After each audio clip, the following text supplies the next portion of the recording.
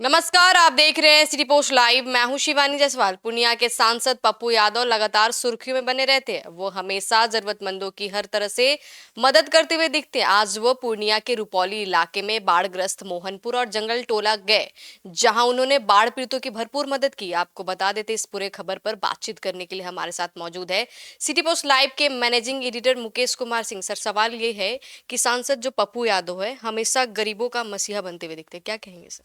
देखिए, निश्चित रूप से आप अगर किसी भी ज़रूरतमंद की बात करें, एक इकलौते व्यक्ति की, उसकी मदद के लिए भी आप देखिएगा समय पर कोई खड़ा नहीं होता है। और अभी बाढ़ का मौसम है और कई इलाके ऐसे हैं बिहार के जो बाढ़ के पानी से डूबे हुए हैं। और जिस जगह पर सरकारी अमला को पहुंचना चाहिए, मंत्री को पहुंचना चाहिए, विधायक को पहुंचना चाहिए, सत्तासीन लोग जो हैं उन्हें पहुंचना चाहिए, उसकी उनकी जगह पप्पू यादव जाते हैं और ये मदद करते हैं। ऐसी मदद करते हैं, ऐसा नहीं है कि वो सिर्फ राहत सामग्रियां देते हैं। आप जिस तरह की ज़रूरत देखिए, बाढ़ पीड़ित इलाके में अगर आप गई होंगी तो आप देखती होंगी कि कितनी मुश्किलें होती हैं उनकी। रहने की समस्या, खाने की समस्या, हर तरह की समस्या होती है। तो पप्पू यादव जब जाते हैं किसी बाढ़ग्रस्त इलाके में तो वे ज़रूरतमंदों के बीच खाने पीने का सामान ले जाते हैं। इसके अलावा पैसा भी देते हैं, आर्थिक मदद भी करते हैं। आपने देखा होगा कि कई जगहों पर इस अभी आप देखिए जहां वो गए हैं, वे रुपये भी बांट रहे हैं। कौन ऐसा कलेजा वाला नेता है जो रुपये बांटते हुए आपको दिखे? सर, सवाल ये उठता है कि पप्पू यादव हमेशा ये कहते हुए नजर आते हैं कि मैं 10 लाख रुपए मदद करता हूँ गरीबों में हर दिन। तो इतने सारे पैसे वो आते कहाँ से हैं? देखिए, ये तो कुछ ज़्यादा बोल दिया है पप्पू यादव ने। ये 10 लाख रोज़ाना बांटने वाले, और वो भी उन्होंने कहा था कि वो 84 से बांट रहे हैं, तो कुछ ज़्यादा फेंक दिया उन्होंने। लेकिन मददगीर तो वो हैं। आपको बताएं कि दिल्ली में भी वह गरीब मरीजों के मसीहा के रूप में रहे हैं। जब वे सांसद थे पहले, चूंकि बीच में 5 साल का ऐसा काल खंड आया जब वे सांसद नहीं थे और उनकी पत्नी भी जो है पूर्णिया से, ये सुपौल से हार गई थी। उस समय में उनका जो सरकारी आवास था वो छीन लिया गया, जहां वो चला मैंने गरीब मरीजों की मदद करते थे।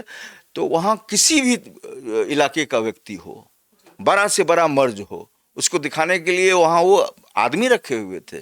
उनके मैंने मरीज के साथ, अटेंडेंट के साथ लोग जाते थे, एम्स ले जाते थे, या जो भी सफदरगंज जो भी अस्पताल हैं वहाँ बड़े बड़े, वहाँ ले जाते थे, गंगाराम ले जाते थे और इलाज करवाते थे।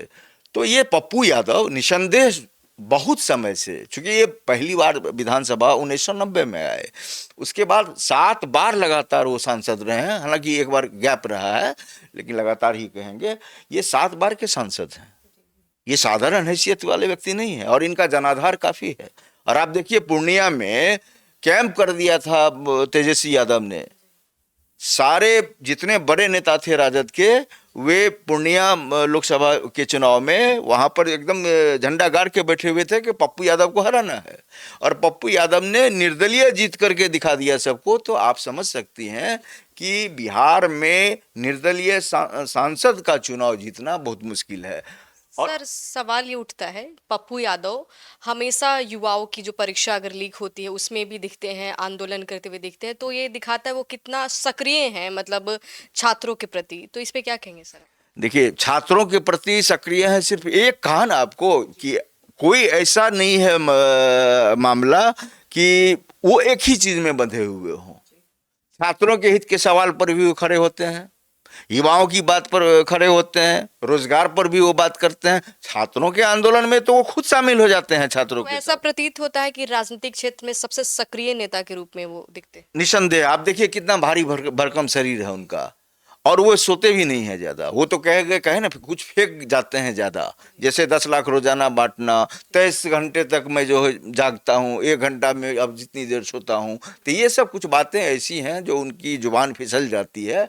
लेकिन जहाँ तक मददगीर होने की बात है, और अभी बाढ़ के समय में आपने छात्रों की बात करी, मैंने वकालत कर दी इसकी कि वे हर मोर्चे पर खड़े रहते हैं छात्र हित के लिए। जब कोई आंदोलन छात्रों के द्वारा होता है तो वे खुद शामिल हो जाते हैं उस आंदोलन में। अभी बाढ़ पीड़ितों की हम लोग चर्चा करने बैठे हैं, तो बाढ़ पीड़ित इलाके में पप्पू यादव जा रहे हैं, ना केवल खाद्यान्न उपलब्ध करा रहे हैं बल्कि वे नकदी भी दे रहे हैं। आप देखिए कि 500 के पत्ते जो है बांट रहे हैं, वो किसी को 500 किसी को 1000, और ये तकरीबन 1000 लोगों के बीच उन्होंने मदद की है। तो ये छोटी बात नहीं है, इतना बड़ा कलेजा होना। आप देखिए कि पैसे कमाने के लिए लोग किस स्तर तक गिर जाते हैं, और इनके पास अगर पैसा है तो अहंकार वैसा नहीं है।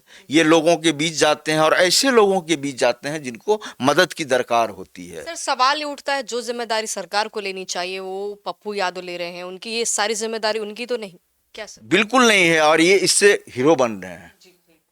इसको अगर आप सही हीरो की बात करें तो सैल्यूट है हमारा भी। पप्पू यादव का यह काम जो सत्तासीन लोगों को करना चाहिए, नेता विधायक मंत्री को करना चाहिए, जो सत्ता में बैठे लोग हैं बीजेपी के, जदयू के और सारे लोग जो हैं गठबंधन के, उसके जो मंत्री हैं विभागीय मंत्री को जाना चाहिए, और जो इलाके के विधायक हैं उनको वहां पर चौकसी बरतनी चाहिए। ये उनकी जिम्मेवारी थी, और जिम्मेवारी कौन निभा रहे हैं? पप्पू यादव।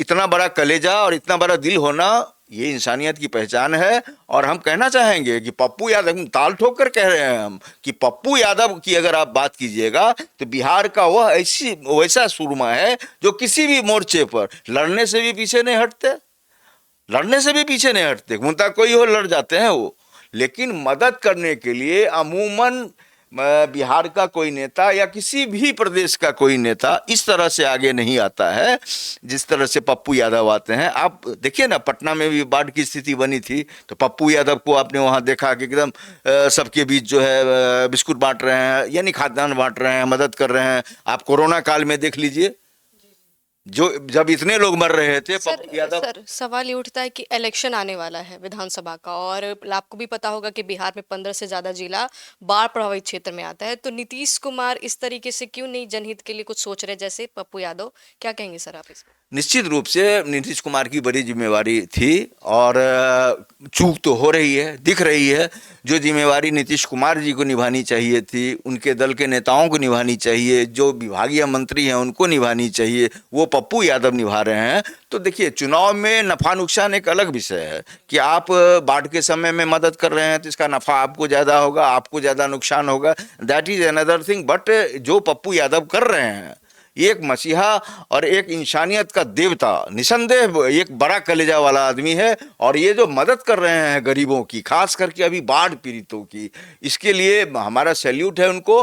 और इसी तरह से वो जनता की सेवा करते रहें। हमको तो ऐसे दानवीर बहुत कम मिले हैं, और आप तस्वीरों के जरिए हमारे दर्शक भी देख पा रहे होंगे कि पप्पू यादव किस तरह से बेधड़क, एकदम नोट का बंडल हाथ में है और वे बेधड़क 500 का पत्ता देते चले जा रहे हैं। यानी कि रुपये के प्रति जो आसक्ति और मोह होता है आम आदमी में, उस तरह का मोह उनमें नहीं है। वे चाहते हैं कि अगर हमारे पास पैसा है और कोई नीडी है, कोई ज़रूरतमंद है, तो हम उनकी मदद करें। और इस मदद का तो नतीजा भी उनको मिला है, वो निर्दलीय जो है चुनाव जीतते हैं। तो ये भी देखना पड़ेगा ना कि सारी ताकत जो है उल्टी थी, सारी बयारें उल्टी बह रही थी, और उसमें इन्होंने ताल ठोक करके जो है पूर्णिया की सीट पर जीत का परचम लहराया। ये जनता का प्रेम ही है, और ये प्रेम कैसे पाते हैं उसका नज़ारा है बाढ़ पीड़ितों के बीच। अभी जब पप्पू यादव हैं तो वे दिख रहे हैं कि कैसे मदद कर रहे हैं। इनसे सीख लेने की जरूरत है बहुत दलों के नेताओं को, विपक्ष के नेताओं को। जिस तरह ये लोग अन्य मुद्दों पर हमलावर होते हैं, जैसी लड़ाई SIR के लिए भी हो रही है ना, तो बाढ़ को भी मुद्दा बना के लड़ना चाहिए था, बाढ़ पीड़ितों की मदद के लिए आगे आना चाहिए था। तो लोगों को, और खास करके जो जिम्मेवार लोग हैं, उनको जागने की जरूरत है। पप्पू यादव कई सोए हुए नेताओं को एक साथ जगा रहे हैं रुपया बांट करके।